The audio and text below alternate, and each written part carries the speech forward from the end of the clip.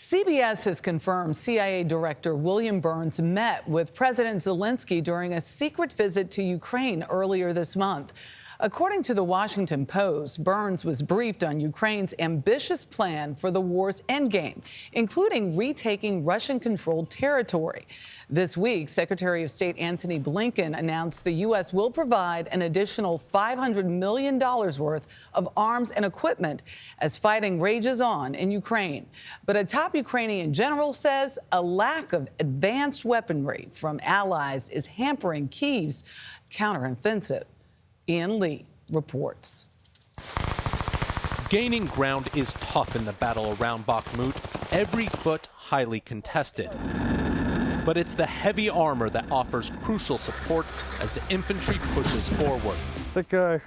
Shrek, that's his call sign, describes fighting in a tank with the confident swagger of a 20-year-old. It's like sex. Why is firing the gun like sex? Because it's you have very big emotions. Shrek joined the Ukrainian army when Russia invaded last year. He's on the crew of this Russian-made T-72 tank named Frankenstein. What's your job in the tank? I'm gunner. I'm fire from big gun. It's the big guns, the infantry tells us, that dominates the battlefield on the southern front. What kind of equipment would you like to see from the west? Танки, самолеты. More tanks, he tells me. And in the east. We have 1 or 2 tanks, but we're trying to keep them safe because we do not have many of them. Frankenstein has had a few close calls. Luckily, we shot the operator of an anti-tank missile before he could hit us, says Frankenstein's commander, Sima.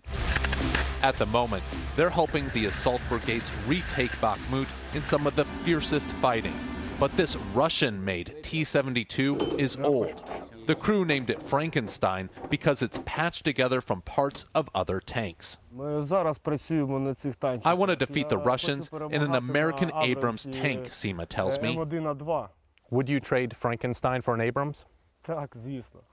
Of course, we're forced to work with this Russian tank, he says, before turning to apologize to it for what he said.